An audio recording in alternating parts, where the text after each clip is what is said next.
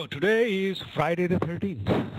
It looks like this might have something to do with the market doing what it's doing right now. This is also Einstein's anniversary, for those of you who don't know. Today is also the 100th anniversary of the first publication of the special theory of relativity by Einstein. And I didn't know this, but today is also known as the Pi Day because it's 3.14. That's what today is. So it's also known as Pi Day. For those of you who are mathematicians, this might help. Wouldn't that be tomorrow, 3.14? 3.14, whatever, you know, it goes on for infinity, right? And today is the 14th. Today is the 13th, but today is when they are actually celebrating it in memory of Einstein, because it's also Einstein's birthday. Okay. So it's supposedly tomorrow, but today is when it is celebrated at Princeton. Okay, so enough of the trivia. I see quite a few people here. I'm sure some of you have some questions. Let's begin. Let's go alphabetically. Avi had some questions. Yes, Avi? Anybody who's here have some questions, or should we start? Should I start first and then you can ask me questions later? Just a suggestion, if you're talking, just yourself, I'll cut down on the background noise. Yeah, that's true. You might all want to mute yourself unless you want to start talking. Or I can gladly mute you guys. And whenever you want, you can unmute yourself by just clicking on your little name over here. You can just click on your own name and unmute yourself. Okay, those who are on the phone, let me mute them. You too, Bogdan. Thank you. Okay. No problems, Bogdan. All right, let's look at IBM. We were bullish when we first started looking at IBM. As you all know, I said, we were right over here when we started on IBM. I thought on this day it'll go up. On this day, next day it did go up, but then it started coming back down. We quickly turned neutral from 165. We also added a 155. Then when it continued to go down, we removed 165. And then a few days ago when it was going up again, we once again added 165. We removed 165 again today. Incidentally, I don't know, this particular, over the last 10-15 days, I'm personally having a lot of trouble getting filled in all underlyings, but especially in the rut. I know in some of the other Skype groups, some of you are also complaining about the same thing. And even you guys who are here on the call today, I saw in the forum that you guys were also having some issues getting filled. So maybe it is just TD Ameritrade. I guess most of us are on TD Ameritrade. Some of us may be somewhere else, but I believe most of us are on Thinkorswim. Fills are nearly impossible. That is correct. Amin is saying, even for the monthlies, yes, let alone the weeklies, even for the monthlies, the fills are nasty on toss over the last few days. So if that is the case, then the universe is conspiring to put a lot of obstacles in our path. And my mom always used to say when I was younger that when the universe does that, you should know one thing, that you are on the right track, because that is when a lot of obstacles will come in your path in the very beginning. So hang in there and hopefully things will get better.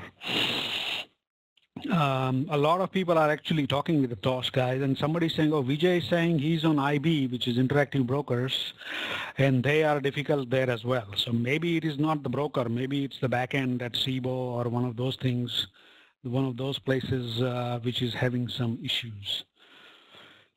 But right now, let's go over our current positions. We only have two right now. This is our IBM position. And as I'm saying, I never got filled on the 165 call calendar at all. And if you did get filled on the 165 call calendar, today we got out of it. And right now, this is what you should look like. Slightly under, but not too bad at this point in time. Are we live? Yes, we are live here. Okay. The other trade that we had was the RUT trade. We started a bearish calendar on the RUT at the 1200 strike. And we are still sitting there. The RUT came down big time, then moved up, then came back down again. So when it moved up, we also added the 1250, and now it is coming back down. In fact, right now it is more or less right in the middle. So we don't really have to, where is it? Oh, this is the plus side. Where is the minus side? Right here. So some of you had some questions. Some of you are, and rightfully so, are more interested in learning how to trade as opposed to depend on me to tell you what you should be doing. And I agree wholehearted with you. I personally would rather be in that camp as well. Emil is asking me, is there sound? Yes, there is sound. At least I can hear myself speak right now. Can all of you hear me?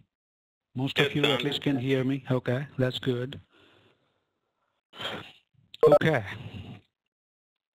So, Tom, just as a side note, as I was going through the forums, a lot of people are actually more interested in learning how to trade calendars as opposed to the actual more like as opposed to the advisory service.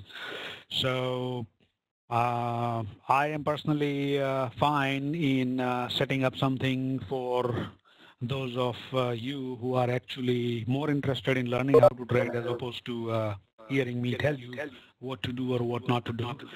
So if you are sincerely interested, oh, now I'm getting an echo.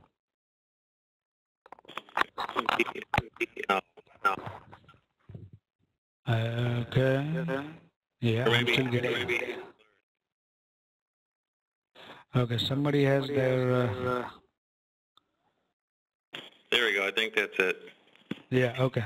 Now we are okay. I muted everybody out. Okay. All right. Well, yeah, that's right, Vijay. But I guess the echo is gone now. I don't hear anything. Anyway, to finish what I was saying, if you are interested in actually a course, some of you are interested in a course in learning how to trade calendars, all kinds of calendars, not just a single calendar, single, double, triple, multiple, adjusting it properly, like a full-blown course in how to trade calendars.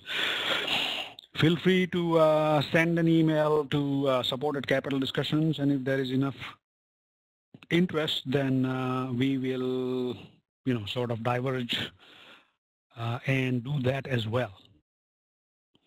All right. Other than that, somebody else mentioned in the forum that it would be good if I could set up a webinar 2-3 days in advance of when I'm going to put on a trade. Now, that might be very possible for the wealth calendars where, we are, for example, we haven't put a single wealth calendar on right now, right?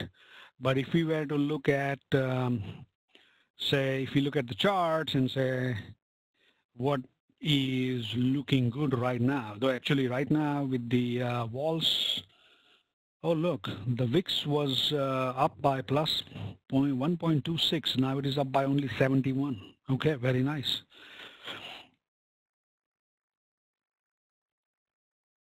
Chuck, hold on for a second.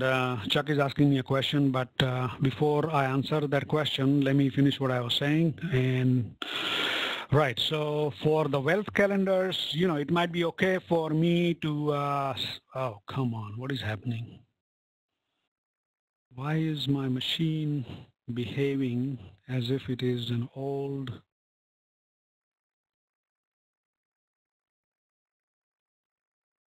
person? Okay.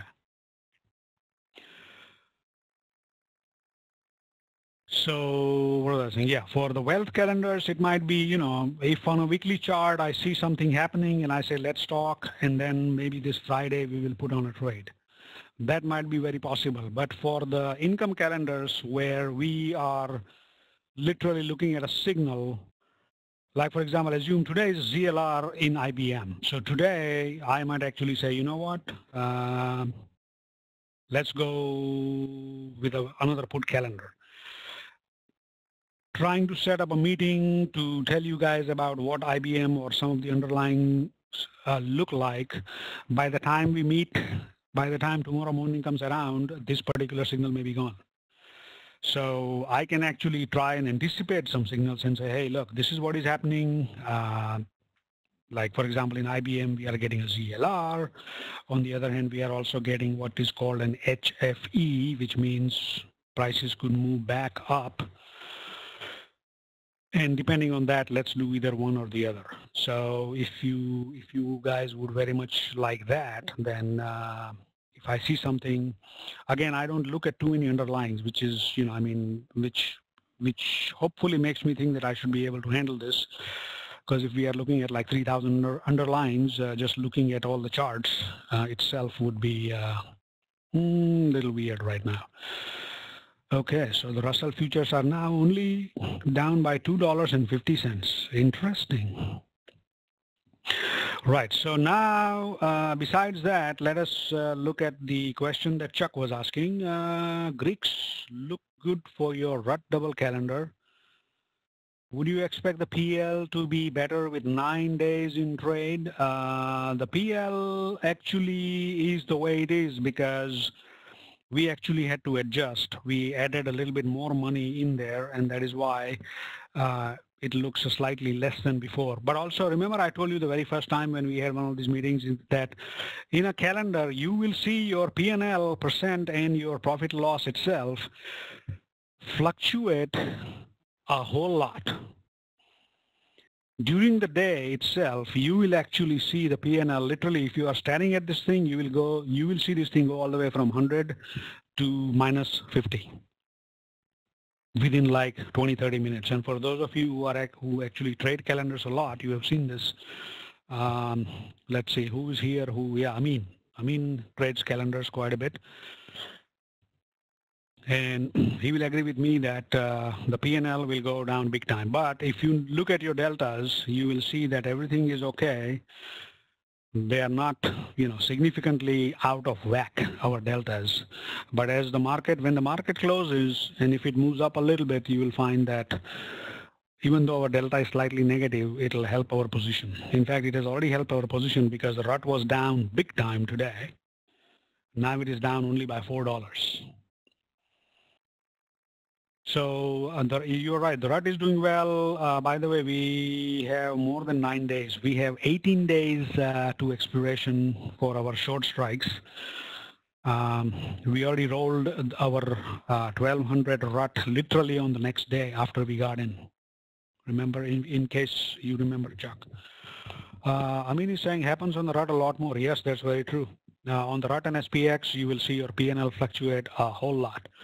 It usually does that a lot on most of the big items. Like you will see it happening on Google and Netflix as well. But IBM, usually you won't see it fluctuate that much because rarely does IBM actually move as much as it did today.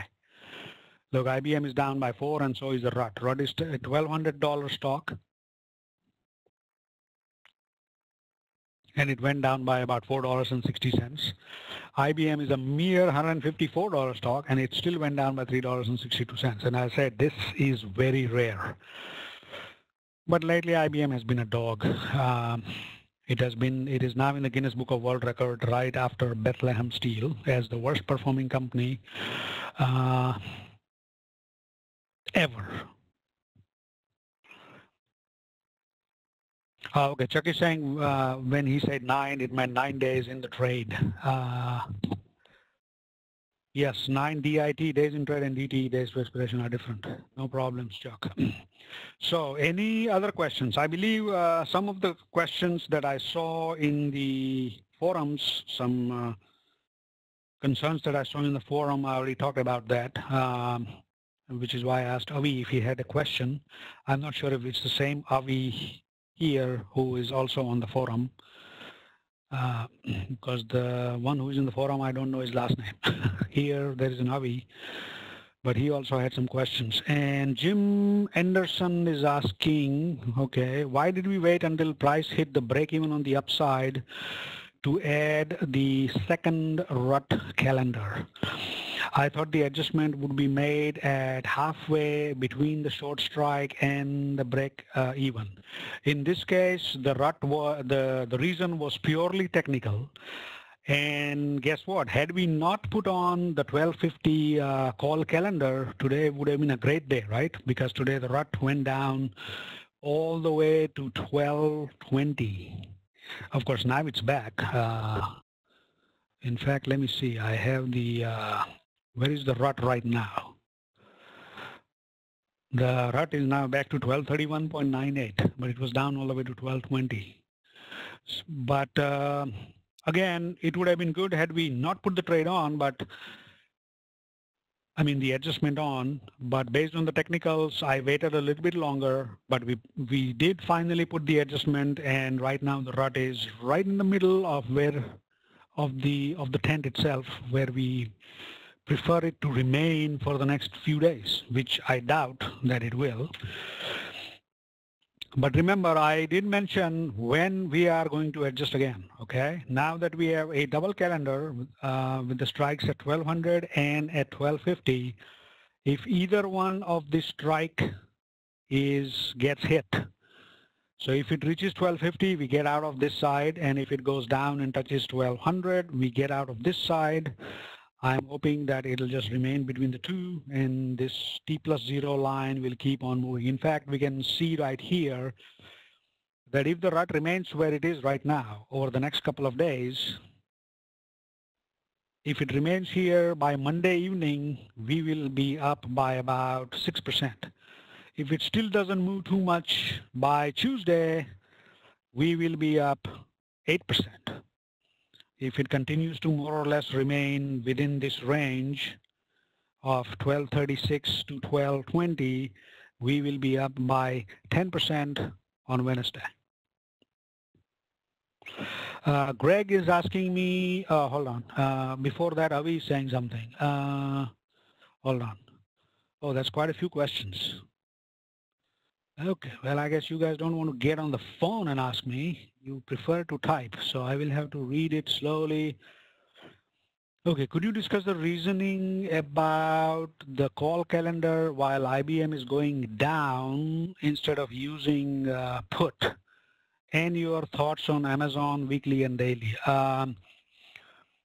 Mukesh, it doesn't really matter whether it's a call calendar or a put calendar. It will work identically. As long as IBM moves towards your calendar, that calendar will make money, whether it's a put calendar or a call calendar. So just know that. Normally, there was a time when put calendars, and this was a long time ago. In fact, a long time ago, around literally 14, 15 years ago, I never used to do call calendars at all. I would only do put calendars because they were cheaper. That has changed now. Now it's more or less the same, and sometimes on a day like today, a put calendar would be a whole lot more expensive than otherwise. So truly, it doesn't really matter whether you are using calls or puts. Use whichever one you prefer. The standard convention is that if you are bullish, you put a call calendar, and then if you are bearish, you put on a put calendar. Remember, in IBM, we were originally bullish, and we started with a 165 call calendar. Then it started going down, so we added the 155 call calendar instead of a put calendar. But we could have gone with a put, and it would have worked out identically. We will look at Amazon a little bit later. Let me finish Avi is saying, it's the same Avi, okay. Were you checking Woody's CCI for entry on both the IBM and the RUT? That is correct. Now, remember one thing though, as a technician, I don't depend only on one system. While Woody's is a system that for long-term trades like calendars and butterflies really works very well. For for a lot of time for short-term calendars, I will add some other things as well. Usually what I'll add is the ADX, because ADX will tell you whether a trend is in place or not. In this case, IBM was showing us a trend on the upside, and the CCI was telling us to go long. And then literally this was on 226, and by 3-4 that dynamic had already changed. So we went into a double, and then it was totally bearish.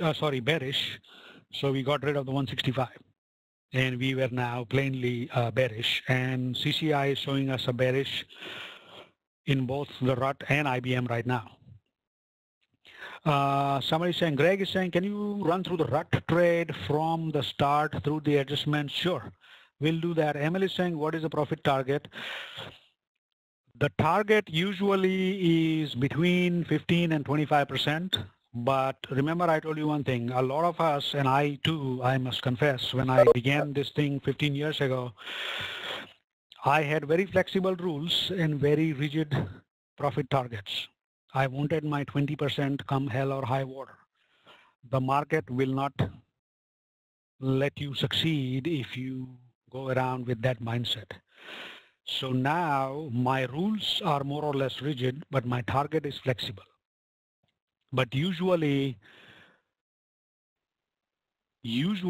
especially in the income calendars, I'm expecting at least 15%. In the wealth calendars, considerably more than that. So that is the profit target. But in this case, for example, in IBM, let's see, this is the RUT. In the RUT, we can expect our profit target to easily reach 15%, because remember, we still have a lot of rolls left. For example, we still have 18 days here. If the price sort of remains between 1200 and 1250, and let's say if it literally remains there for the next, I don't know, say until the 23rd. If the price is between these two prices up all the way until the 23rd, and there is no change in the walls and everything remains the way it is, we could well be up to 18% by the 23rd of March, which is, what is today? 13, so within 10 days time. But if it decides to move, then we will adjust accordingly and roll accordingly until we only have 1 week left between our short calls and the long calls, and that's when we will exit. Edward is asking me, Greg, I'm going to go through the RUT trade soon. Let me just finish the questions. In your experience, which has a higher annual return? The income or the wealth? Usually you will find that they more or less both have the same, for the simple reason that there are less wealth calendars than income calendars. But yeah, I mean, you can do overlapping wealth calendars also. You can do them in the RUT and SPX and NDX and NDXPM. And if you look at it that way, then I would say the wealth would probably have a whole lot higher annual rate of return. Also, usually the wealth calendars also will have less adjustments that we make. Like we have made quite a few adjustments in the RUT and IBM already by now. But had we had on a wealth calendar, we may have had to make only one adjustment so far. All right, before I ask any other questions, let me go ahead and do what Greg suggested, which is to go through the entire RUT trade from the very beginning. This is the RUT trade. I believe, let's see, when did we start the RUT trade? Come on.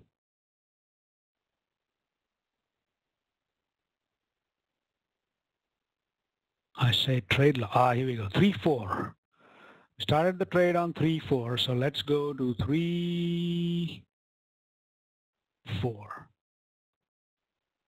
Actually, I should have just gone in the trade log itself.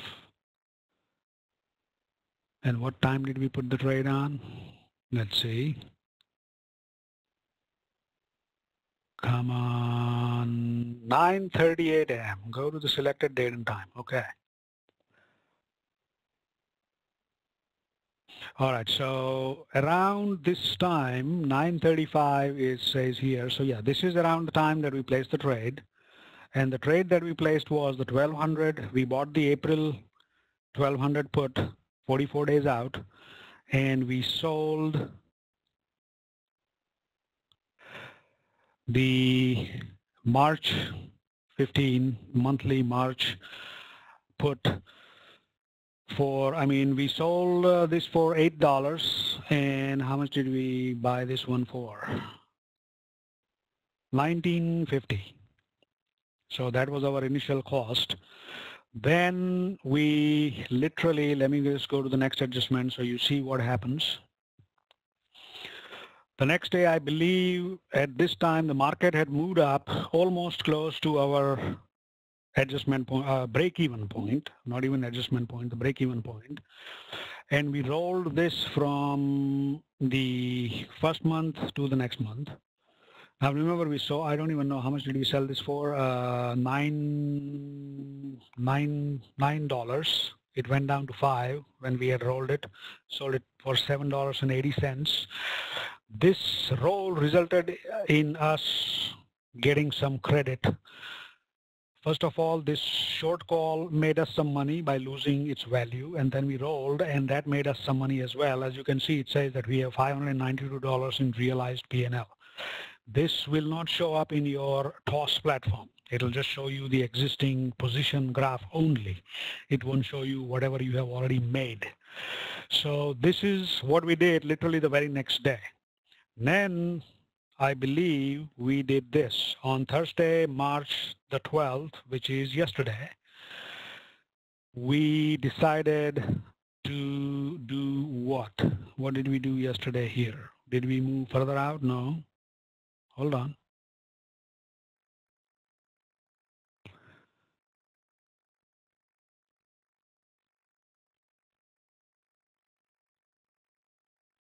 I don't see any adjustment.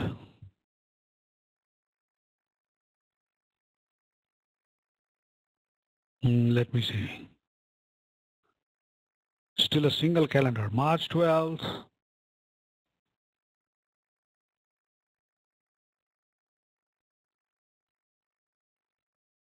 Oh, we rolled further out to the quarterly. Okay. That's fine. We are still okay. We are still within the, we're still within our break even. And then today we added, yesterday we added the 1250 calendar. Now we have a double calendar, and since then I don't believe we have made any more changes at all, because this was yesterday at 3:05 p.m. and now here we are today with 1 minute left before the market closes. And let us see where we are. Okay, now we are suddenly up by 0.15%. Okay, that's nice. So essentially we haven't done much in the rut, and this is the way I like my calendars to be. I mean, it just so happens that this time we had to make too many adjustments because of the way the market moved. But most of the times, calendars do not require too much work.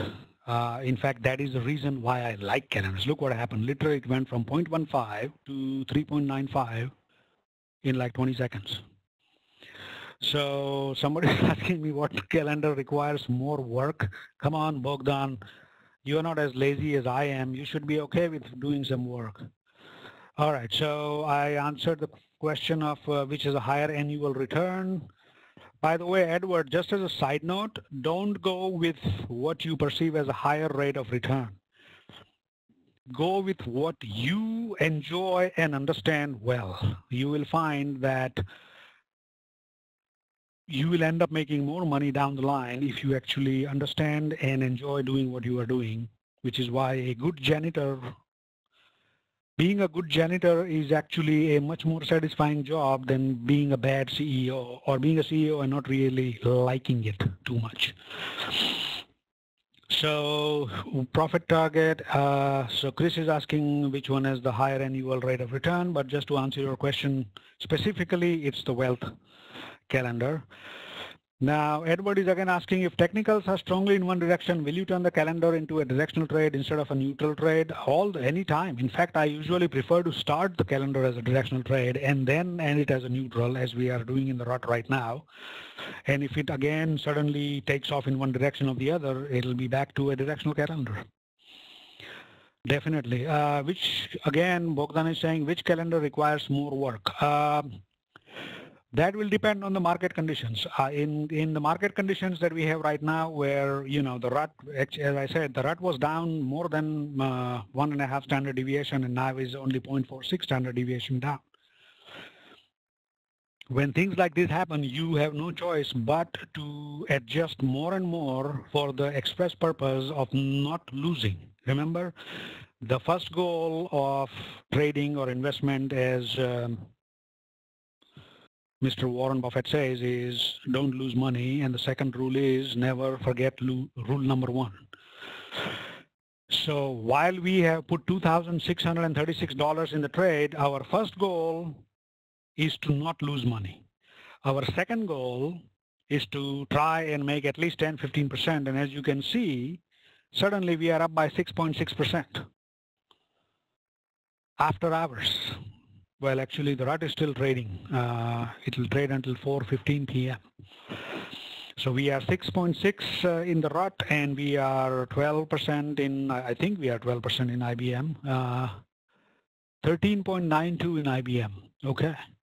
And we have been in the trade for about 9 days for the rut, and maybe 4 or 5 more days for IBM.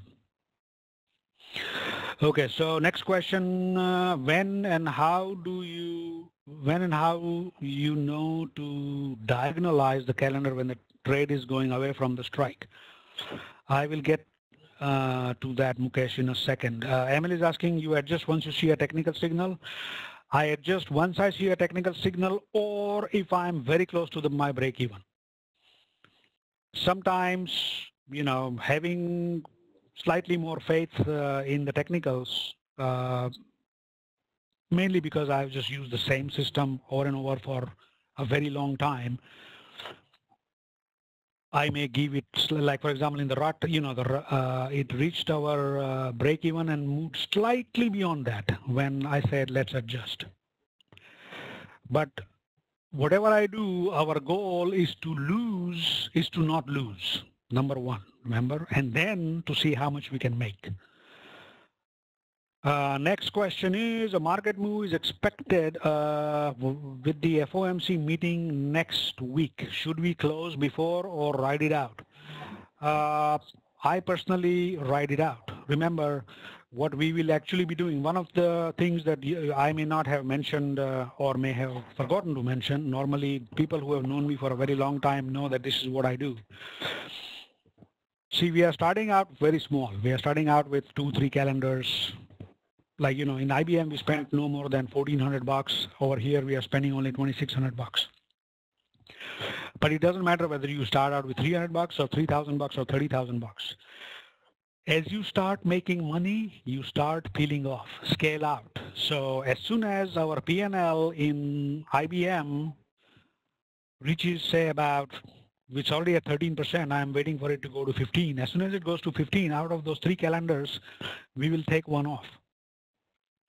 Same thing here in the rut. Once we reach 10%, we will reduce by half. We have to reduce by half because we only have 2 calendars, 2 contracts. So if you take one off, you are doing it by half.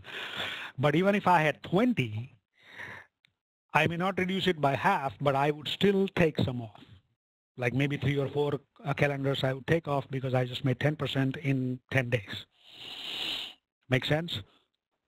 So because we are already scaling out and we are locking in some of our profits, we don't really have to worry too much about the FOMC meeting next week. I don't know. The chances are that with the move down, oh, somebody else is here. I know it's not me. Okay. Whoever it is not talking anymore. That's fine. What was I saying? So while I know that FOMC, there have been times when the FOMC meetings have really done some serious damage. Remember, we are positive Vega trades. So if it goes down big time, we don't care. If it goes up big time, then we could get into trouble, but we know where to adjust, right? If it goes to 1250, we are going to get out of the 1200 put calendar completely. So if you have a plan in place and if you are willing to follow that plan and trade the plan, you don't have to worry about anything. In fact, in IBM has earnings coming out in April, but we will still be in the trade through the earnings because we know exactly what we are planning to do depending on what happens. Greg is saying 3-4. Should we close before? Oh, 3-4.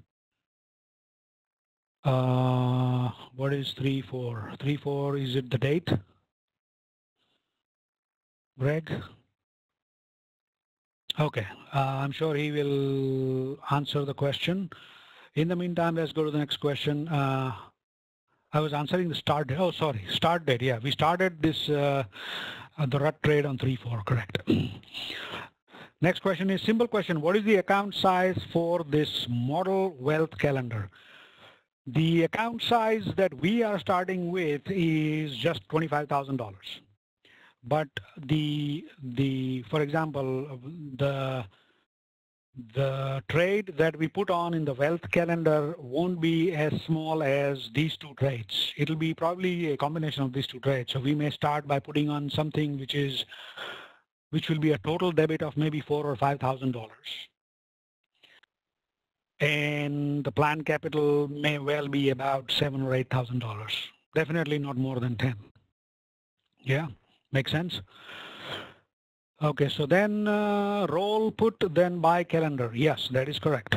And then he's saying what I meant is the account size for the income. For the income calendar also, we are starting out with a default account size of 25K.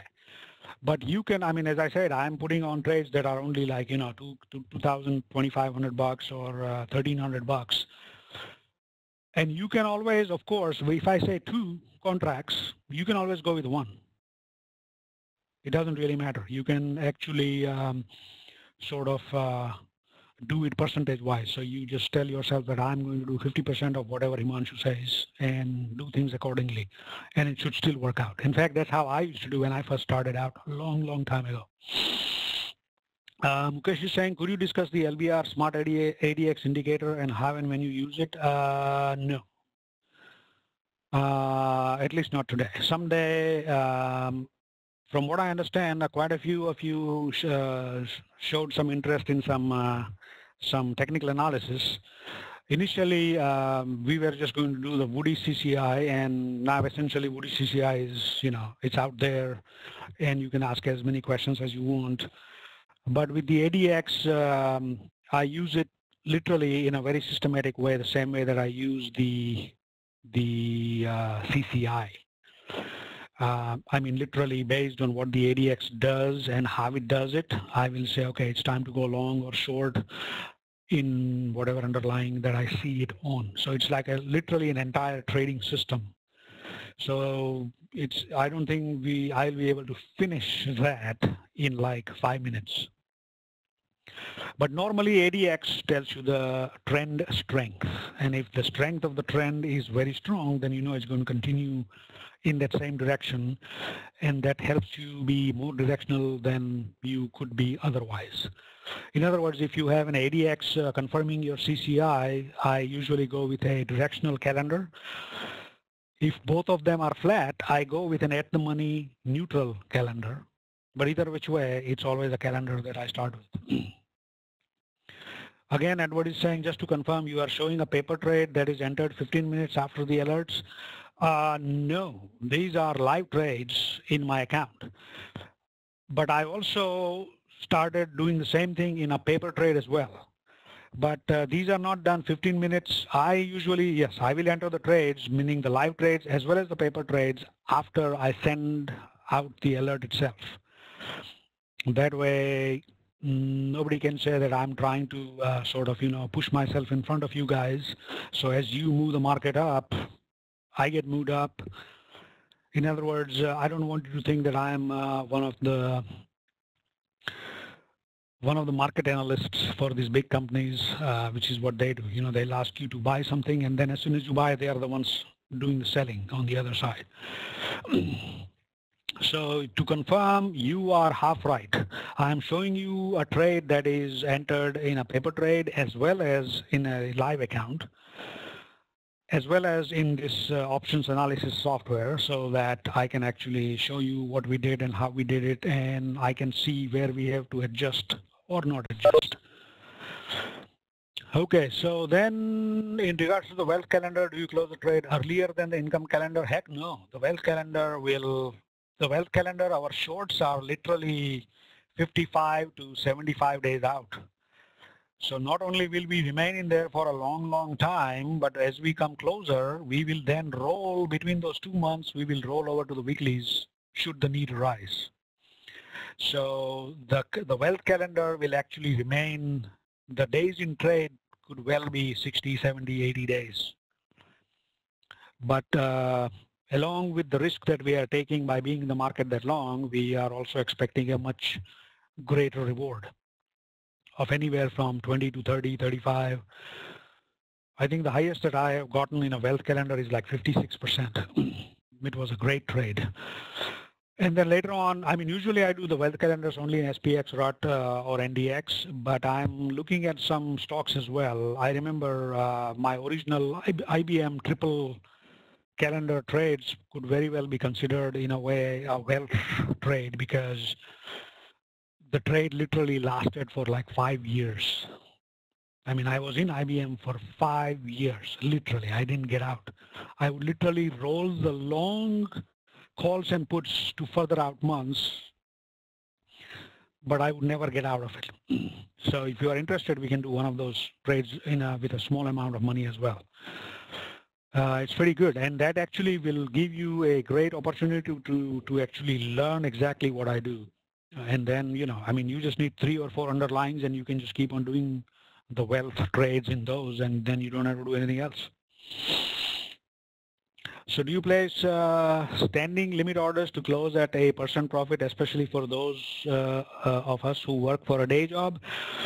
It might be advisable to do that if you do work for a day job, and I would recommend that you put on a trade which says, if I make 10%, take off one contract.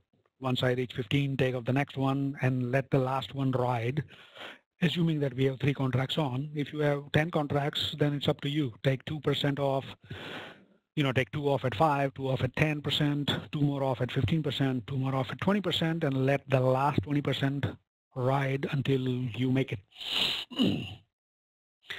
Typically, will you hold your long strike up to the last day? If not, when do you exit in terms of days to expiration?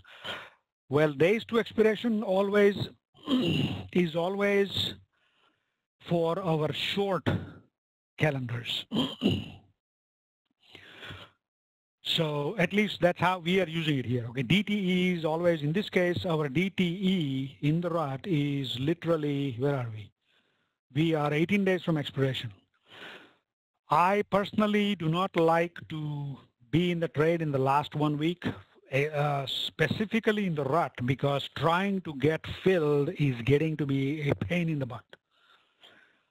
And I know some people advocate that, you know, we can literally go all the way up until the last day if we have to. And maybe it works for them, but for me, it's a little bit too stressful. I like to get out the Friday or latest by the Monday morning, the week of expiration. I have found that Monday morning, usually after 10:30, between 10:30 and 12, you get some good fills, because, you know, it's a new week. Everybody wants to make money. The money, you know, the market makers are not trying to screw you big time. I mean, assuming that they had a good weekend.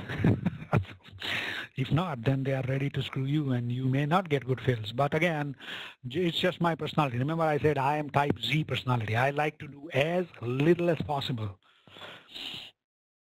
And the reason over my 5 decades of living on this planet, I found out that the less I do, the better I feel and the more I make. And it's the better that I feel is what I am after. I want to feel good all the time. So if I'm working, I don't feel good. So I try not to work. I know you guys think I'm joking, but really I'm not. So to answer your question, Bogdan, I don't really know when you say typically will you hold your long strike up to the last day? Well, of course, it's a calendar. So I will hold it all the way until I get out of it. So the day I get out will be the last day, right? So yes, if I get out on, let's say, not this Monday morning, but next Monday morning, then it will be the last day. And on that last day, again, I know what you mean. I will never ever reach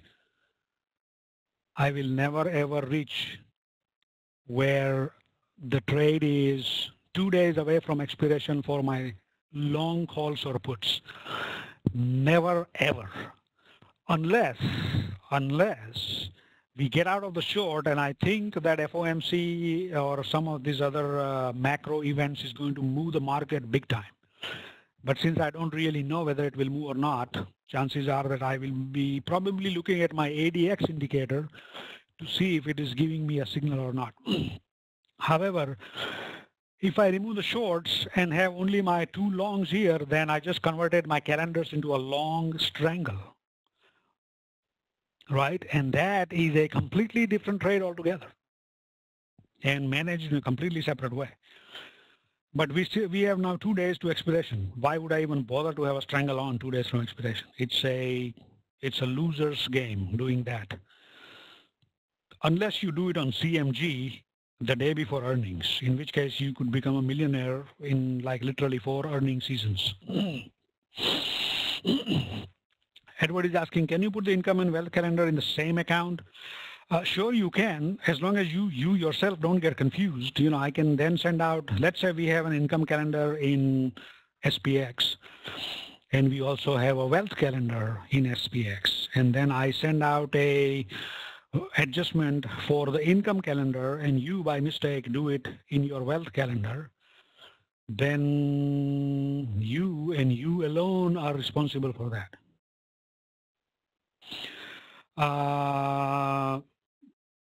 I just saw the last question, Rahul. Yeah, I haven't started sending out wealth calendars yet. And depending on what happened to the VIX today, I don't think it's going to happen anytime soon. So those of you who signed up for a free 3-week trial to the wealth calendars, your trial just got extended by 2 more weeks. Just so that you know, because we had agreed that if nothing shows up, or if you want, I can start sending you the income calendars as well. And while you are on your trial period, feel free to put on the income trades and at least make some money, or at least do it on a paper money account so you get the hang of it. Now remember, I understand one thing. When all our contracts are in just one expiration cycle, like an iron condor or an iron butterfly, it's very easy. I can just say, sell this vertical for this credit, or buy this vertical for this debit. But here we are horizontal as well as vertical. So I know that a lot of you probably got confused early on. In fact, I got so confused that I said the word calls instead of puts for the rut adjustment. But hang in there. Once you realize the difference between, because here we are actually spread out in like all 4 dimensions as opposed to only 2 with verticals. Horizontals, and we have 2 horizontals at different strikes. So we literally have verticals and horizontals together. So it will be a little bit, you know, sort of confusing to understand what I'm trying to say. But once you get it, trust me, this is the best trade that you can do at any given point in time, except when the VIX is like above 50. Then you might not want to put this trade on. Unless you think that the VIX is 50 and is going to go all the way to 60, 70, or 80, in which case it will still work. I remember I put a lot of trades in 2008, calendar trades, when the VIX was at 50, and then it went all the way to 89 something. And it was great. I had a great time.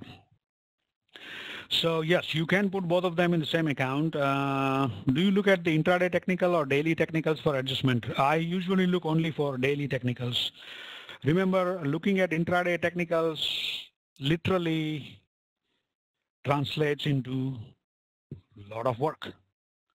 Plus, intraday technicals change. So, if the CCI on a 5-minute chart is saying go short, 20 minutes later, it could be saying go long. So because we are not intraday traders, let's not even go to looking at intraday signals. Again, Edward is asking, on your 5-year IBM trade, do you lock in profits along the way? Oh yes, you bet. I would start with 10 contracts, go all the way down to 2, then increase back to 10 as I roll along my shorts and my longs, and continue to start peeling off. In fact, you know what? If you guys are interested, let's do a paper money trade, literally in this software right here. Let's do a trade just so that you guys can sort of understand what we are doing, or what I do when we have one of these long-term trades. And, personally, I wouldn't mind meeting every Friday like this. Actually talking to you guys and answering your questions is a whole lot better than me recording something and then you listening to the recording and then still have questions, and then you send me an email and then I have to reply back to you.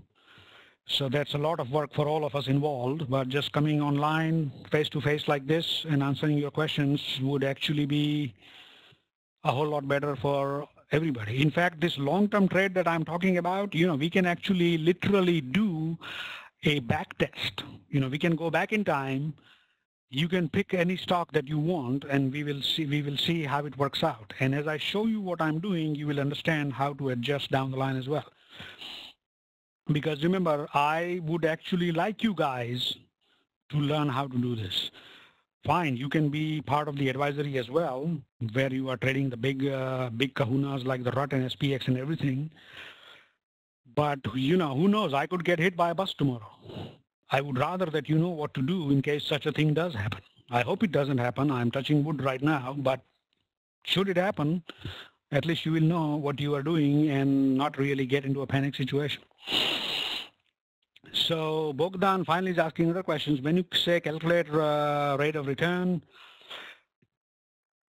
there is no margin required. This is a debit trade. Remember, all you can lose is what you put in. Unlike an iron condor where your margin is 20K, you are taking in $1,000, but you could lose the other 19,000. Over here, you put in $2,636. All you can lose is $2,336. That's it. No more, no less. And our goal is not to lose this $2,636. In fact, our goal is to first not lose. Then we will see how much we can actually make. So before we get out of this trade, we will either be at 0 P&L or a positive P&L. At least that is the goal. There are times when something very nasty will happen. Like, for example, when in 2008, when the VIX was at 89, I actually made the mistake of putting on a triple calendar in IBM. And then the VIX went down to 10 or 12 or something like that.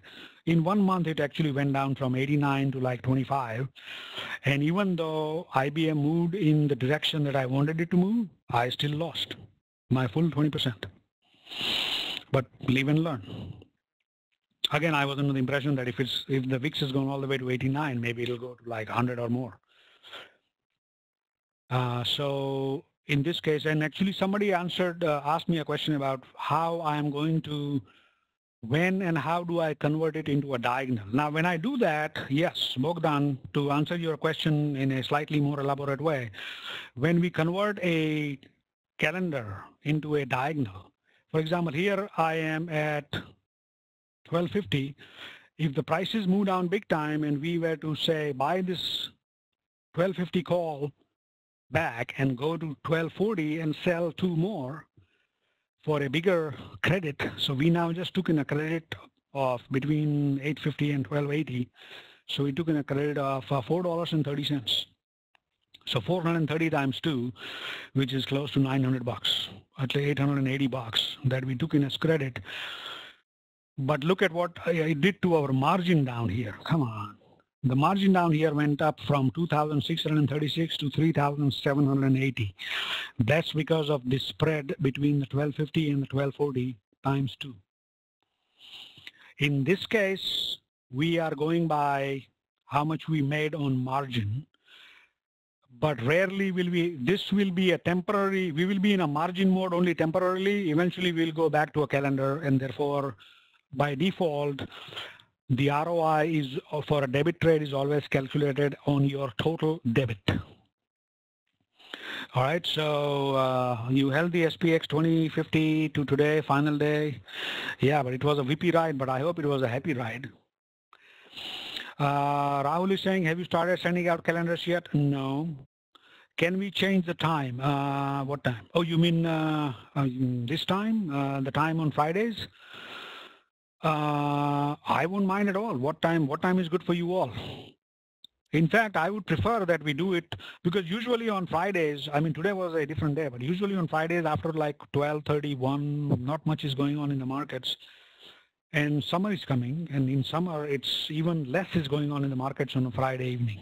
And I personally would also rather be doing something else on a Friday evening. I have to get my handicap down to 0. I'm at 8 right now. So yeah, this summer, like literally within a month's time, on Fridays after 1:30, I probably would prefer not to be in front of my PC. So if you want it early at noon, I'm okay with that. You want it at around 12:30, I'm okay with that. You want it at 10 in the morning, I'm okay with that. This session is definitely being recorded and will be in the library, and we will, Edward is saying it would be best to do the meeting after trading hours. Maybe. I actually prefer it during trading hours because then, you know, while we are doing something shows up, we may have to do some adjustment.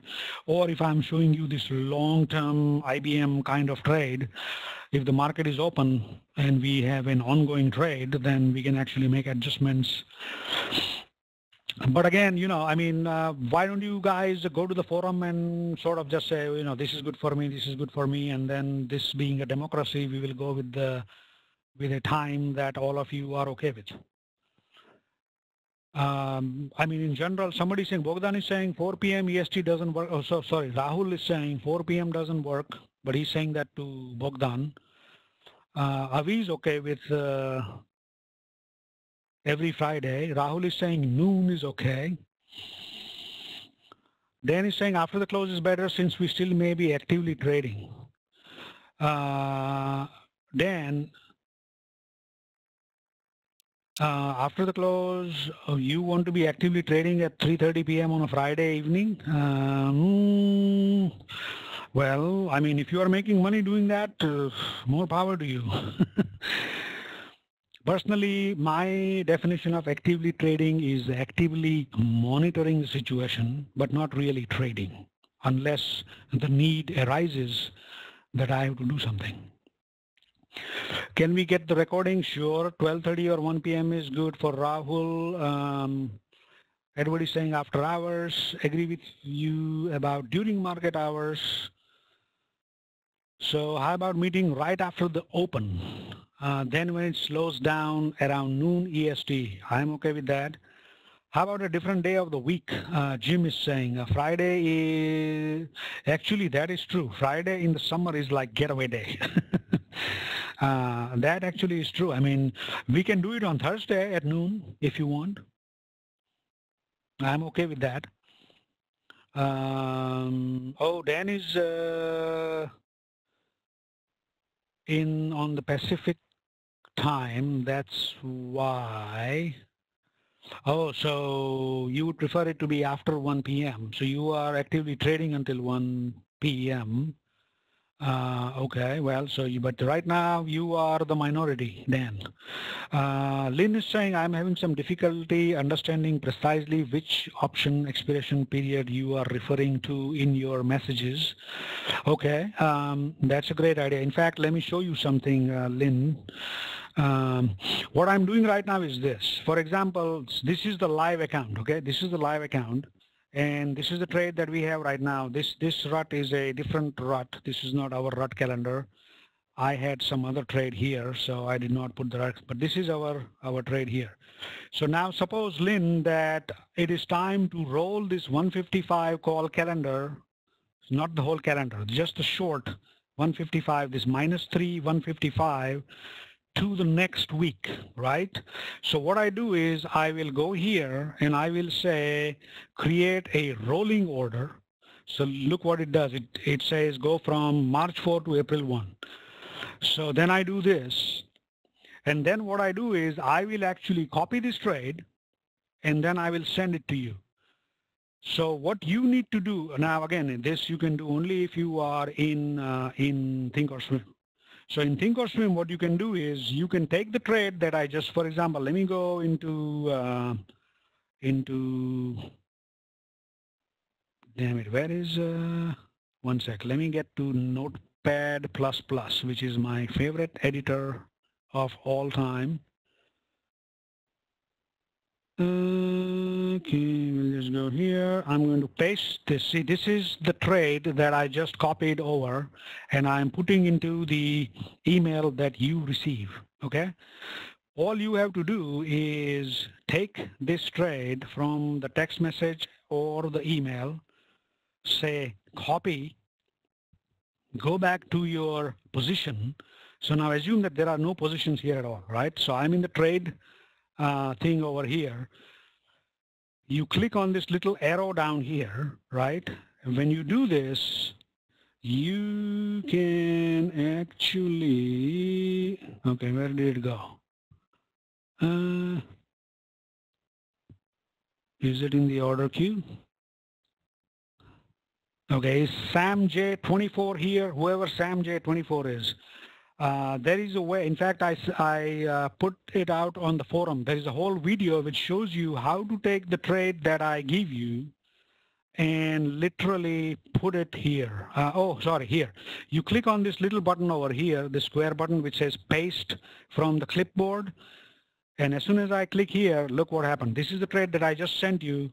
And now you just say confirm and send, and you don't have to worry about what I'm talking about, which expiration I'm talking about. It's all there for you. But once you see it over here, you will see that you are buying back the March 4 calls and you are selling the April 1 calls. Hey, Ray is here. Hi, Ray. How are you?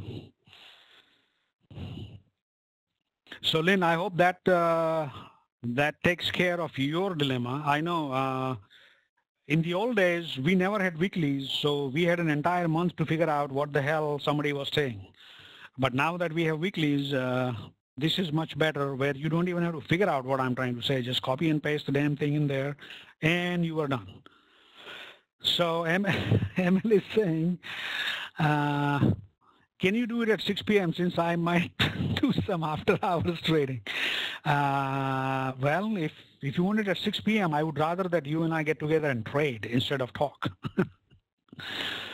So any day at noon is fine. Dan believes in democracy. Noon is okay, as I can connect via the cell phone, okay, and use the clipboard. Oh, the clipboard is for the last thing that I was showing. Okay. So yeah, noon is fine by me. I mean, Dan, I still don't want you to feel left out. So, I mean, is some time other than noon, but still within the trading hours more preferable for you? You know, like let's say maybe 2 p.m. And if that is okay for you and okay with everybody else, I wouldn't mind. Lynn is saying, unfortunately, I do not use TOS. Okay, if you do not use TOS, then it really, actually, it is still very simple. What we are always going to be doing is this. We are either going to take off the entire trade or part of the trade. So let's say we have 3 contracts and I say, get out of one. In which case, you will get an order that says something like this.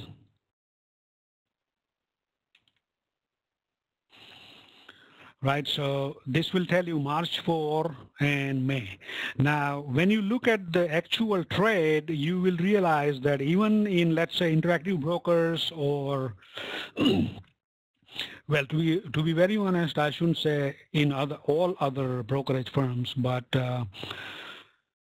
maybe for some of you like Ray, I don't know, some of you other guys who've been trading for a long time, is March 4 expiration called March 4 Is that like a standard across the entire trading industry, or is it different on E-Trade or Trade King or something like this? March 4 literally means the 4th week of March.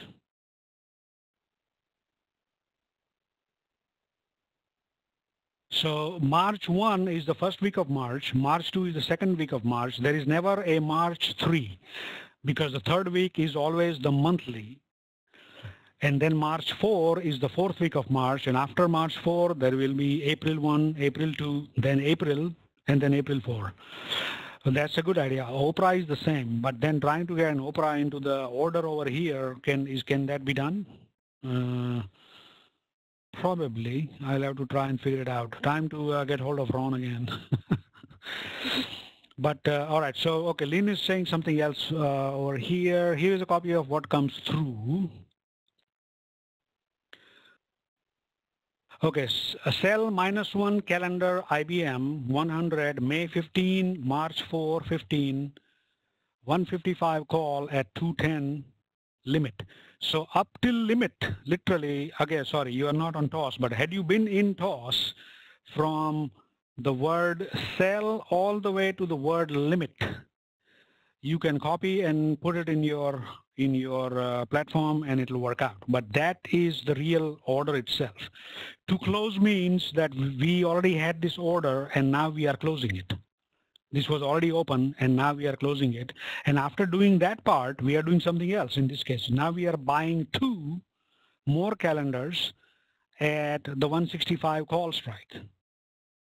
So March 4, and so we are selling the March 4 and we are buying the May 15.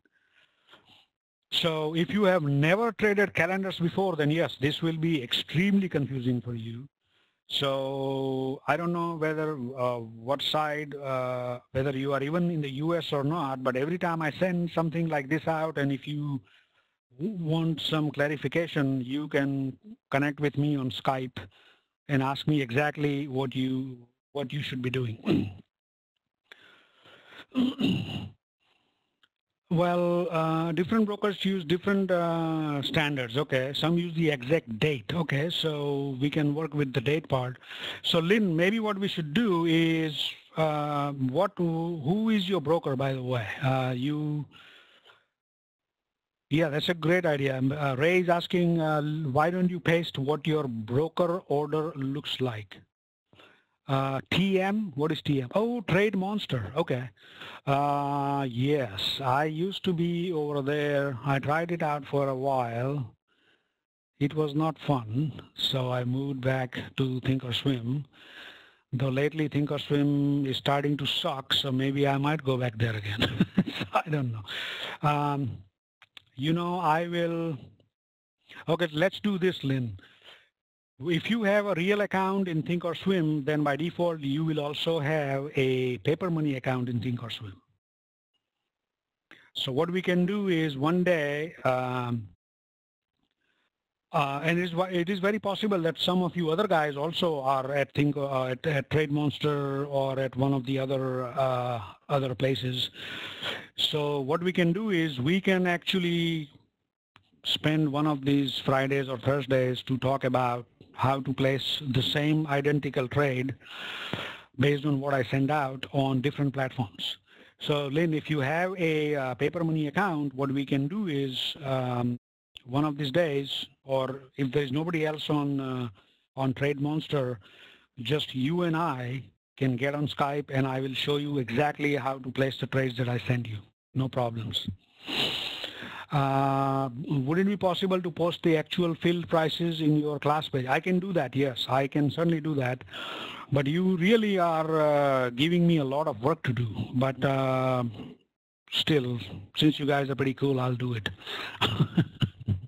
Himanshu, are your fill prices on the matrix side of OptionNet Explorer, and that don't you have a filled column or a trade entry price? In the OptionNet Explorer? Yeah, that's what you're using, right? Yeah, this is the original price. Yeah, but I think Bogdan or these guys, they want the entire debit or the credit that I got when I rolled, or the debit when I put on the entire calendar. I think that's what they are talking about. So like, for example, when I say buy this buy this RUT calendar at $6.60, that's the price when I send it out. But what exactly did I get filled at? It could be like 680 instead of 660. I think that's what he wants to know. You record that in your trade log, right? Yes.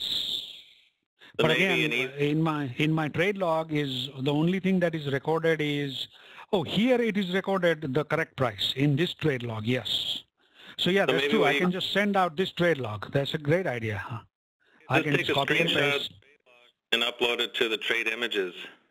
That's a great idea. I can just do this, and then you will know the exact price that I got for this particular roll.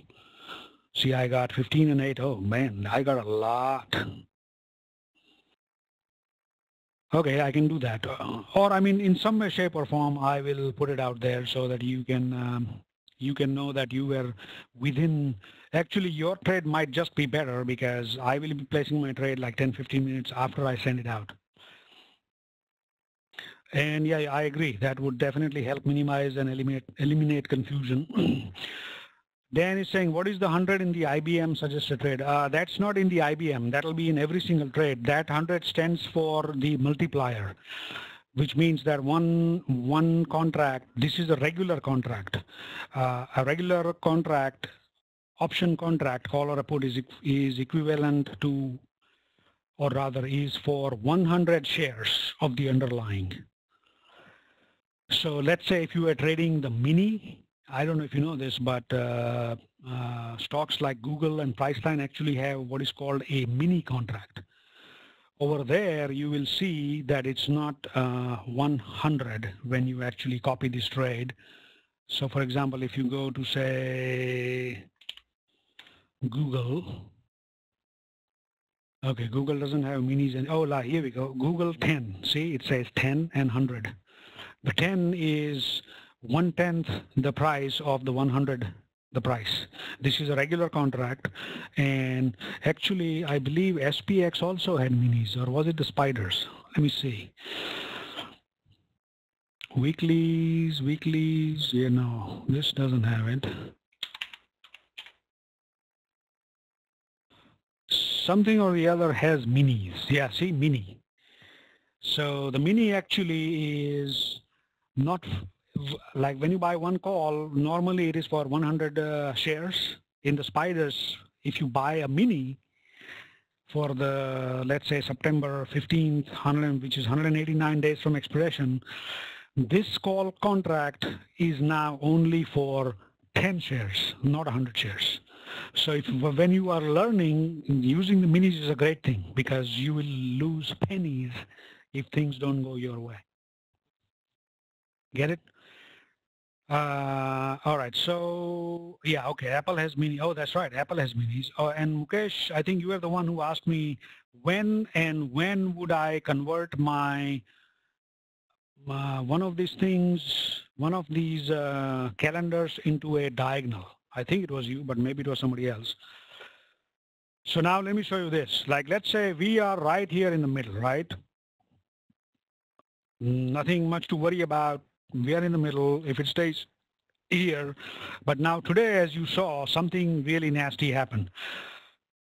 And occasionally, usually such a nasty thing will not happen in the big indices. If you have an underlying, like let's say you have a double calendar on Priceline, and then suddenly some seriously bad news comes out, or William Shatner gets a heart attack or whatever it is, and before you know it, Priceline goes down the drain, and you don't really have time to actually do a full adjustment, which is, get out of half calendars here, add another calendar down here, all these kind of things, or, it's the last 30 minutes.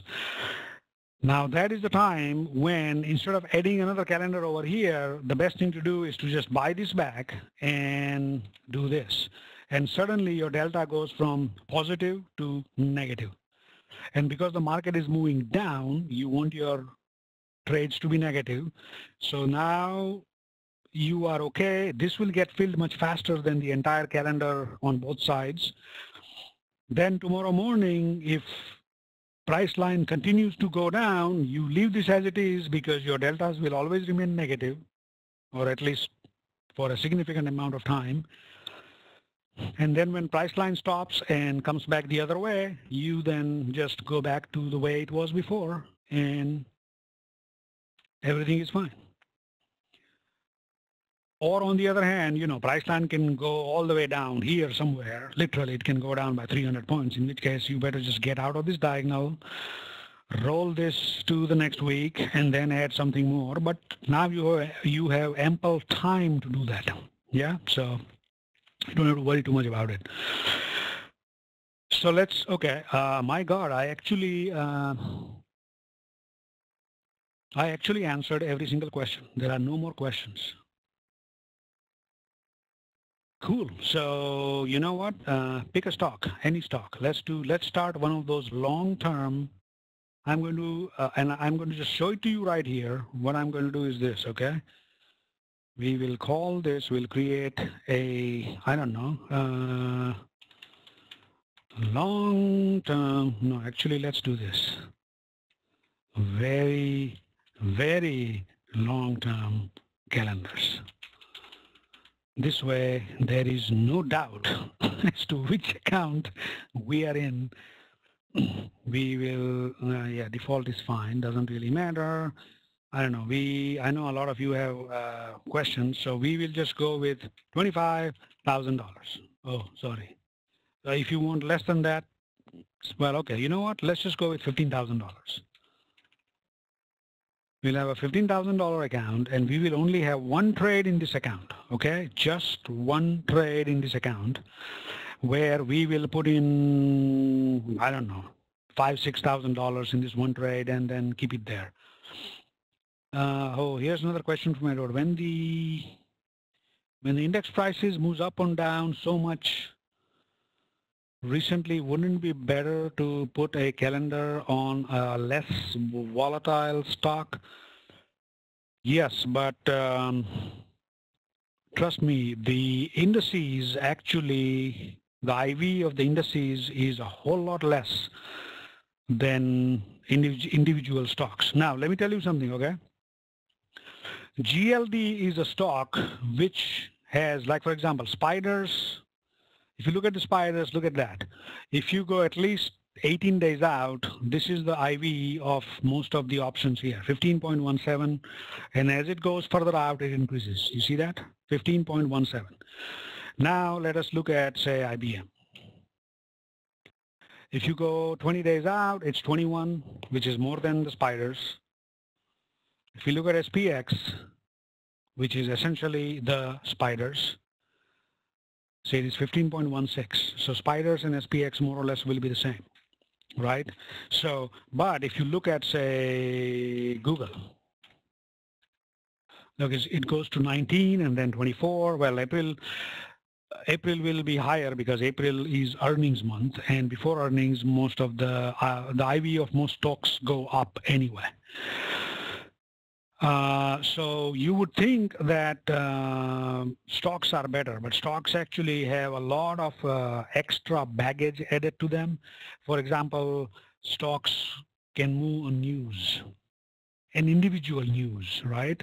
For example, if Cisco or Intel says something bad, then IBM and Microsoft both go down.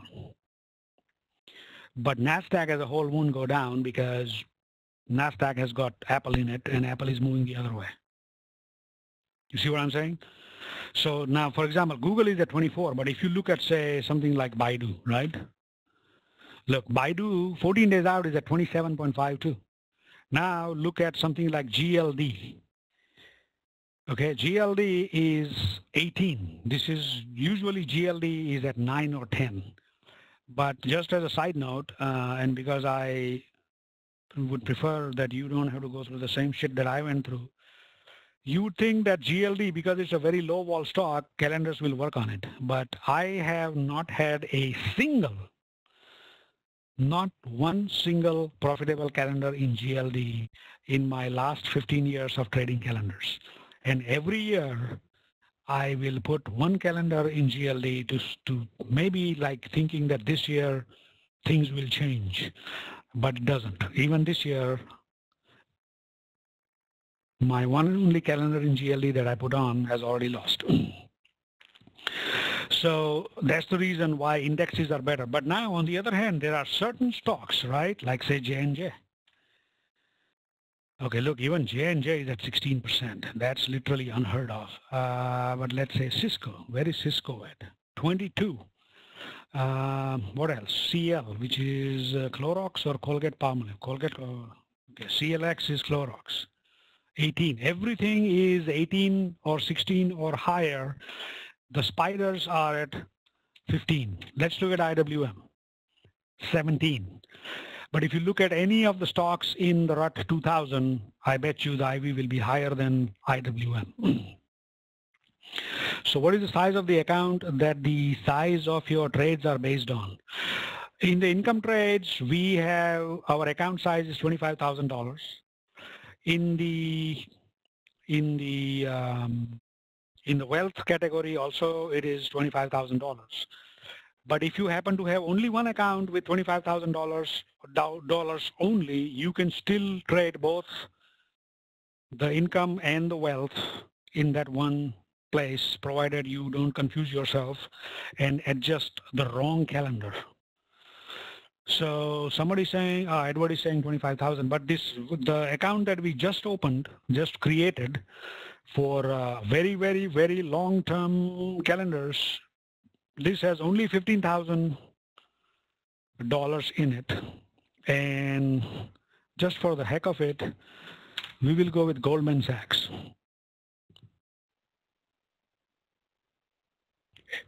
And what we will do is, for example, Goldman right now looks like this, okay? Today, Goldman didn't do much at all. It moved by 61 cents today, okay? That's quite good, actually. So this is what we are going to do. I'm going to go out 35 days. That way I'm getting a lot of premium here. And I'm going to say -1. Then I'm going to go to 195 and I'm going to say -1. And then I'm going to go to 185 and say -1. So I'm just doing a one contract triple calendar on Goldman Sachs. Now this is 35 days out, okay? On the other, so we have 195, 190, and 185. Remember the strikes. So it's 190 and 5 above, 5 below. Now we are going to go all the way to say October. And you will agree, depending on, well, it doesn't matter what time frame you think is short, you all will agree that October, 217 days away from today, is a pretty long-term calendar that we are putting. So now I'm going to buy one here, I'm going to buy one here, and I'm going to buy one here. And the whole thing is going to cost me $2,000, right? So 2032. So what we will do is we will go with 2. So this is a stock. In this case, we are going with a stock. There are quite a few ETFs that lend themselves very nicely to this sort of things, which we can do, or we can just stick to stock. So I'm spending $4,000 on this trade, right? And this is a trade which will now continue forever. Literally, this is a trade that will continue forever. And I don't even know when Goldman Sachs has earnings. Somebody look it up. Well, actually, April is earnings month. The majority of the big firms will have earnings in starting end of April, beginning of May, I believe. Or is it April? One for January, April, July, and yeah, October.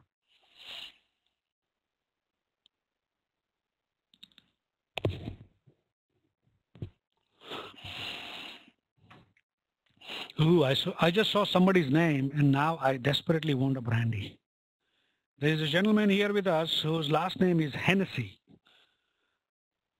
Of course, it's a double E at the end instead of Y at the end, but still, it still reminds me of some good cognac. So, any more questions? So, okay, did we decide on a date and a time? Not a date, a day and a time. What did we decide? Not Fridays. Any other day is fine. Did we say 12 noon, 12:30? Again, let's not go berserk, okay? It's not like we are going to be talking for an entire hour and a half or 2 hours every week. Because if there is literally, if nothing has happened, then, you know, I mean, unless you have questions, we will go through it, but let's keep it for about, half an hour, maybe 45 minutes max. Let's start at, somebody said, what, noon, exactly at noon, how about 12:15? Let's say 12:15 to maximum 1 p.m., yeah, Eastern. Let's be very clear about that last part, Eastern. I'm not at noon some other time, at 12:15 some other, okay, so I will put that down here. Okay, somebody on the, oh yeah, somebody, there was, what was it, Amazon, somebody talked about Amazon, yeah. When you put on a long-term chart, do you look at any technicals or the IV skews? No, nothing at all. I'm looking at this tent and I want my price to be between this and this, where it curves. Actually, my real adjustment point is between the short strike and the middle and the break even, somewhere in the middle here. So we will, if Goldman goes to 197-ish, we will remove this trade, remove this calendar and put something at 200. On the downside, if it goes to, this is 185 and this is 181, let's just say 180. So if it goes to 182.5, somewhere over here, we will remove this and bring it down to 180. That's all we will do. Amazon, yeah, that's a good idea. We did not, I'm sorry, I forgot completely about the Amazon side. Yes, Amazon. Okay, Amazon on a daily is looking very good. Actually, it was just sort of meandering around.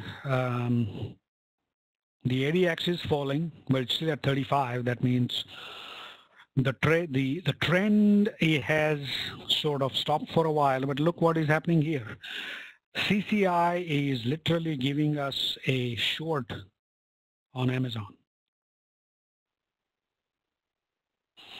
So today we got a short. So for those of you who want to play with this, tomorrow morning, go into your paper money accounts and put on a put calendar at 365 and see what happens. And since it's a paper money account, it doesn't matter what happens, but at least you will learn how to adjust, because, this is what it's saying. That does not mean that's what it will do. Tomorrow, maybe Amazon can go and go to 400. But it still has to fill this gap. Remember the old saying that, the observation, that every time there is, like, look here, there is a gap, big time gap right between here to here. And that gap finally came and got filled here. And the minute this happened, we got another gap. Therefore, Amazon at some point in time has to come down and fill this gap. Whether it'll do it this week, this month, or 10 years from now, we don't know. But at some point in time, it'll do it. So right now, Amazon is giving us a short signal, number one. The uptrend, the long uptrend that started ADX is telling us that things are not looking too cozy on the long side. Woody CCI is telling us that the underlying is more or less flat. By the way, just as a side note, a flat time is a perfect time to put an at the money call or a put calendar literally at 370.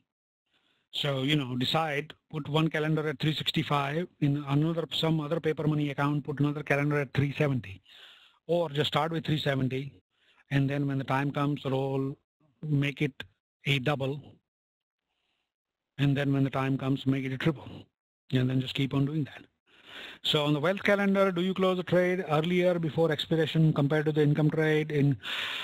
If, let's say, we sell something 60 days out, we buy something that is 90 days out, If things work out okay, and quite often it will work out okay, it is very possible that before we reach even close to the short strikes in time, we may have made 25, 30, 35%, in which case I usually will take off 80% of the calendars, and with the last 20% of the calendars, I will continue to adjust, roll, and do whatever I can to make my total P&L for the trade go above 30. But again, if you just want to get out when I scale out of 80%, you can. So do you will post fill prices on this GX 3X calendar to be sure this is not a paper trade? Well, right now it is actually a trade in this OptionNet Explorer software itself. It's not even in a paper money account. So right now it is truly a paper trade, but we will be, I mean, if you want, we can actually put on a live paper money account trade if you want. Well, we can't right now because it's already 5 o'clock. Maybe we can do it next week. But again, I have learned a lot just doing this. Oops. I've learned a lot just trading and backtesting and trading like this live. This is what you would call forward testing. Of course, we will always get filled here. Every time we say roll, we will get the perfect price, which is not always the case in the real thing. So in this case, you may actually want to increase your commissions, or you can actually start out by saying include the round strike, or if you are in option, you can literally give yourself some slippage as well. But what we can do is we can literally, at the end of this trade, when we get out of this trade, whatever money, whatever percentage we have made, we will reduce that percentage by 5 and say, this is how much we made. That will take care of all the commissions, all the slippage, everything. Remember, Goldman is a very liquid underlying. We are only trading 2 contracts and not 2,000, where the slippage could be considerable. Here, you should get filled in real life rather well. What time frame did you use in the case? Well, what was it here? What did I have? This is the daily, oh, you mean the time frame for the calendar? As I said before, I always like to sell something that is at least 2 weeks away. So in Amazon, I would actually go to something like, say, March 4. This is 370. Let's say if we were to buy a put calendar at 370 March, and the other part I want at least 35 days away, so April. So it'll cost you $4.25. So with 5 contracts, it'll cost you two grand, slightly more. But this is a good trade actually. If you look at the if you analyze this trade, you will see that it actually is very beautiful. Oh, hold on. Today, because it was a down day, I bet you even the skew is perfect. See, the implied wall is 24.32 here, and April is 24.93. So it is literally 0.60. Minus 0.60 is the skew, which is pretty good for a stock. So I would actually go with March 4 and April. Sell the March 4 and buy April. Or if you really like Amazon, you can actually then, try and go to something like May as well, but it'll cost you a whole lot. This is $19, actually $19.70. And over here, it is only 11 something. But usually that's another reason to go slightly out of the money. So instead of the 370 call put, if you are bullish, which you should be if you are looking at the CCI, then it is better to go to this calendar where you are paying only $410. How much were you paying for the other one? Wow, the other one was cheaper. This is 410, and the 370 is 425. Yeah, not much difference. So I would then go with at the money. But again, I'm saying that because remember, CCI is saying that Amazon is flat. If you still think that based on the CCI, if you think that it's going to continue down, then go with the 365. But because it is flat, I would go with 370. It's up to you. Wow, I didn't even see all these folks here who are lined up to, I should have made you guys panelists a long time ago. Looking at the wrong window. Okay. All right. So, any more questions? So for the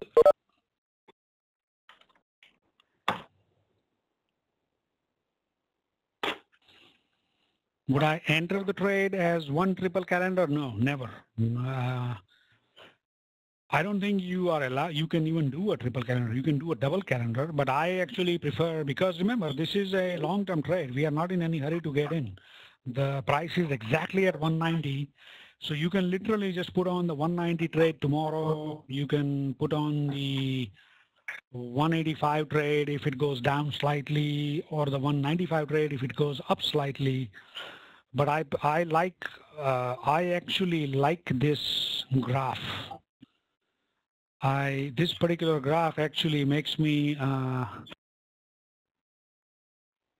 well, actually it makes me nostalgic, shall I say, because I traded triple calendars in IBM and LMT and Boeing for so long. And again, these were trades that just kept on and on and on. They just went on going.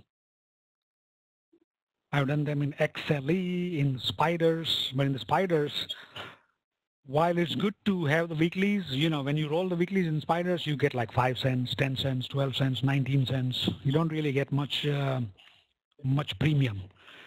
So if you want to do something like the spiders, it is better to just go month to month, roll from month to month and have a triple calendar. It'll work out pretty good. And of course, it works better when the Vega increases. But that's why we always keep our deltas positive, our thetas positive, and our Vegas positive. And for an income trade, always, always, always, your gamma will always be negative. And this is the only drawback to calendars, where the gamma is a little bit too much, too high. Normally, I balance out these entire portfolio Vegas by a huge iron butterfly in the RUT or SPX. And that takes care of my overall portfolio gamma and Vega for, so it covers all my calendars. So I can have calendars in GS, in IBM, in BIG, OAS, in SPX. But then I will use the RUT to put on an iron butterfly, a big enough iron butterfly that will balance out my deltas, gammas, thetas, and Vegas for my whole portfolio. But that is once you get into the advanced stage. Do you want to use the weekly charts? Do you use? So Bogdan, the best way is the way that you prefer. That is always the best way. I personally prefer this way, and therefore this way is the best for me. But if it is at the money, you want to just start with the 190 and wait a couple of days, and depending on which way it goes, put on the next one, then put on the third one, that's okay too. You will actually make more that way. Weekly chart, for Amazon? Oh yeah, that's right. We didn't look at the weekly chart at all. The weekly chart here is, okay, the weekly chart, the trend was up. Now the uptrend is sort of stalling. The CCI is sort of going down. Now remember one thing, CCI went all the way above 200, right? 284, it reached 252.6. Then it came down. This is the hook from extreme, which means that the price is going to reverse. See, it happened here. It went way above and came down all the way until it got back to the zero line. Somebody is saying something either to me or I thought I heard something. Okay, maybe not. Maybe the Just the thought of having a brandy is making me tipsy already. Isn't that economical? You don't really have to drink to get drunk. So based on the weekly, yes, the CCI is still in positive territory. But look, we came very close to the previous resistance. So it could move back up again. But remember, we have a plan, right? We start at 370. If it goes up, convert a single into a double. If it continues to move down, convert the single into a double. If you start at 365, if it goes down, then you are making money. If it goes below 365, then convert a single into a double. But if you are at 365 and it moves up, you immediately convert your single into a double. As long as you know what you are going to do, and as long as you promise yourself that you will actually do what you said you would, then it doesn't matter which way the market goes, whether you are in tune with the weekly or not.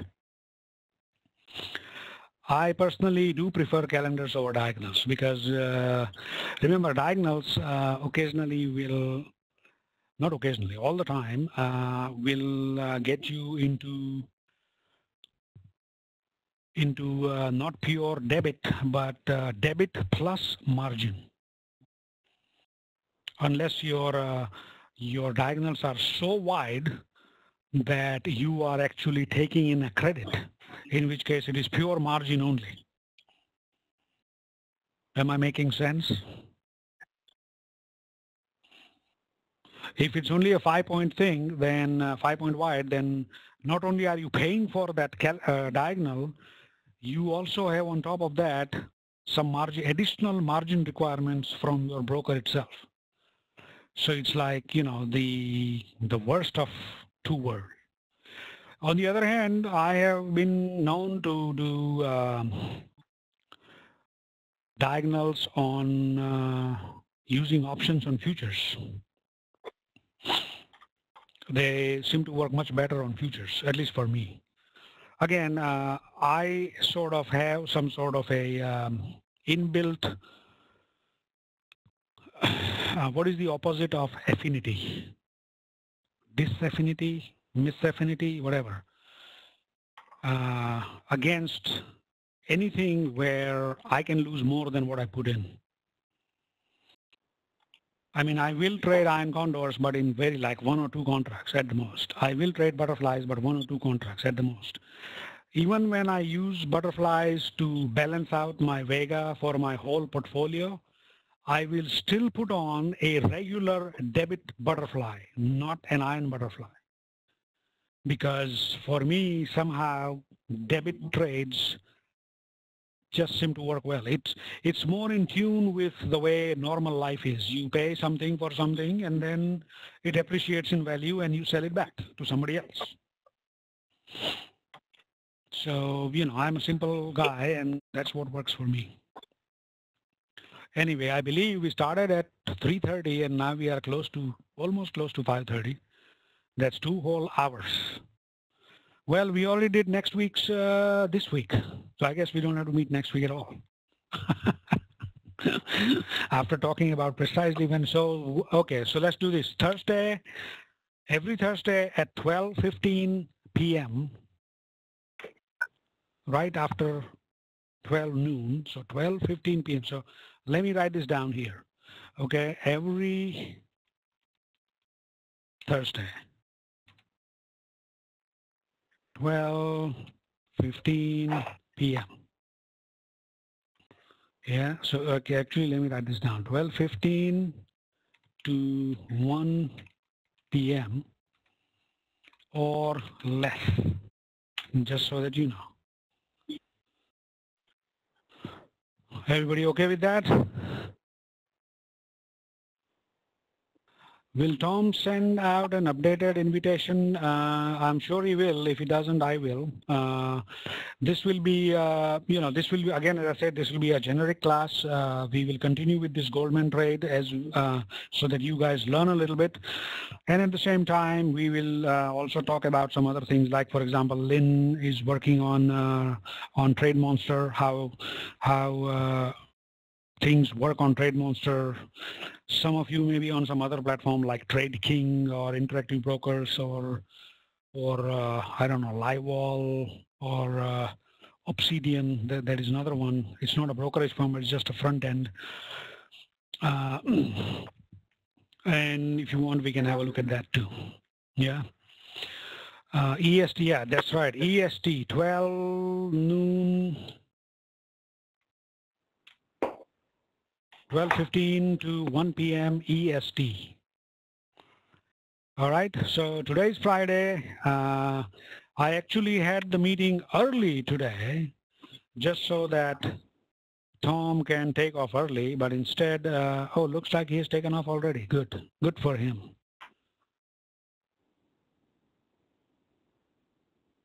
Okay, that's good. Because he's, for him it is close to 11 p.m. right now. Okay, so it is Friday here on the East Coast as well. After a very, very long time, today I can actually see the grass underneath the snow.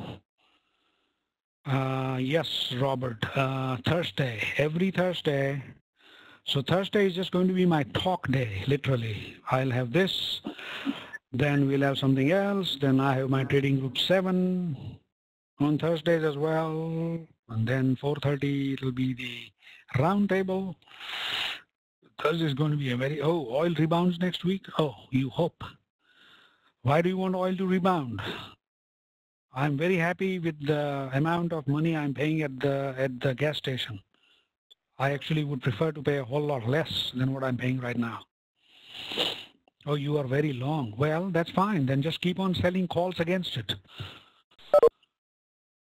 Convert it into a covered call kind of situation. You can sell calls on oil, right? On oil futures, you can do that. Oh, no calls on the ETF. Okay, yeah. In that case, for 10 minutes, let it go up. You can get out, and then we can all celebrate. You are in Massachusetts, right? Notepad++ thoughts. I love that thing, man.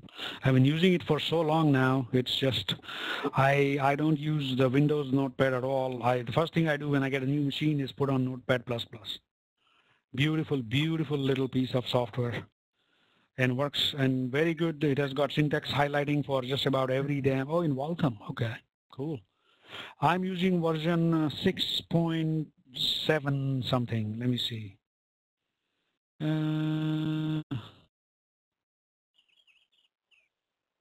Oh, sorry. This is the. Oh, this time something happened. I'm using this Je suis Charlie edition, which I have no idea what it is, but I think it is based on version 6 point something. It's pretty good actually, but I mean, they are all the same. But this is what I've been using now for a very long time. And it works very, very, very, very well. At least for me. Some people don't like it. They prefer other stuff. But I like very few things in life. Actually, I have opinions on very few things in life, and usually they are good opinions. And once I have a good opinion for something, I'll just keep on using the damn thing until something better comes along. Not that I'm trying other things. Somebody else comes along and tells me, hey, try this editor, it's much better. So I'll try it for a few days. Very light resources, yes. In fact, it is portable too. You can install it on your flash drive and carry it around. Very good, guys. It was a pleasure talking to you. I hope I answered all your questions, any concerns that you had. We will continue doing this. I wish all you guys to make as much money as you possibly can. I also wish that you guys learn as much as you possibly can, because, I go to New York City a whole lot, and who knows, I might get hit by a bus or worse. Somebody might push me on a subway station. That's not good. I shouldn't talk about these things. Then they might actually happen. Okay. So I will see you all on Thursday. Next, whatever the day. What date it is next Thursday? Today is Friday the 13th. On the 19th of March, we shall meet again, if all is well. All right? Yeah, sure, no problems, Bogdan. Have fun. All you guys, have fun. Have a nice weekend. Don't drink and drive. And all the other cliches that people say. So I will see you all next week. Bye.